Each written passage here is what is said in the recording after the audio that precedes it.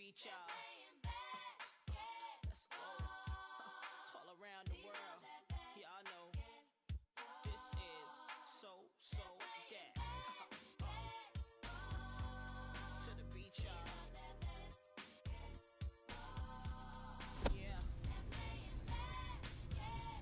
Basketball was created by a man named James Naismith. He went to study at Springfield College, and while there, he wanted to make a new indoor game because of other games like baseball and soccer. It was too cold to play in the wintertime.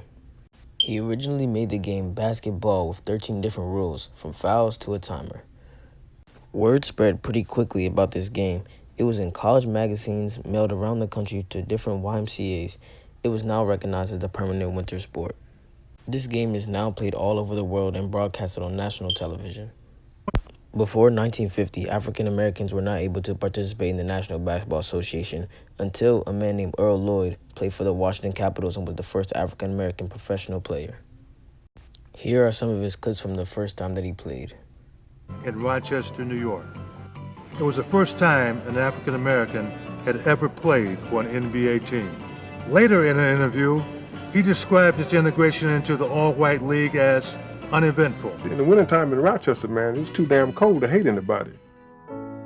Lloyd played in only 7 games for the Washington Capitals before the team folded. He then joined the Army, where he remained until the Syracuse Nationals claimed him off waivers.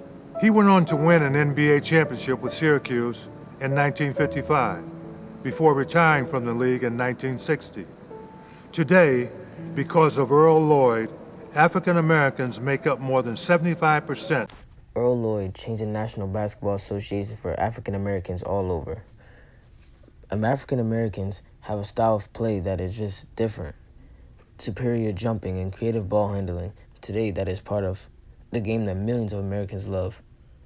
Basketball started in New York City, where originally 2 leagues played, the BAA and the NBL. Eventually, they formed into one league, the NBA, in 1949. The first 2 NBA teams were the Toronto Husky and the New York Knickerbockers at Maple Leaf Gardens. After 4 years, the NBA has grown to 17 teams that represented both small and large cities across the country. Many fans started to support this, and the popularity of this game rose very quickly. Here's a clip from one of the first NBA games.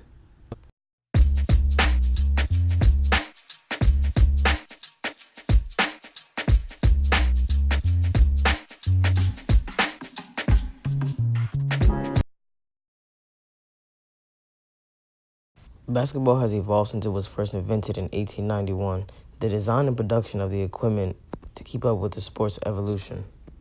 After every made basket, players had to use a ladder to remove the ball. Eventually, these wooden baskets were replaced by metal rims with nets and a hole at the bottom so the ball can pass straight through. The players used a soccer ball in the first days of basketball until Naismith requested a special ball to be made for the sport of basketball.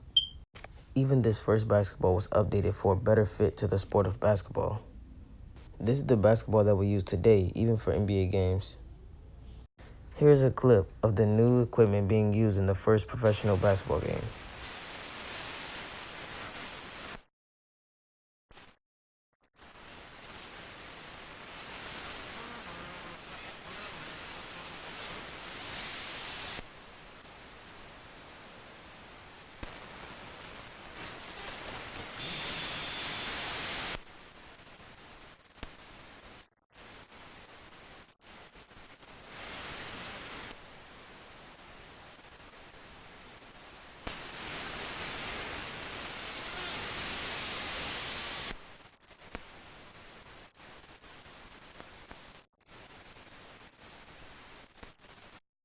Basketball has a big effect on the world, with many different players from around the world going on for more than 70 years. It is now a pro sport played by many around the world. Starting from 2 different leagues, merging into one, basketball has been updated in many ways, starting from a soccer ball and a wooden basket.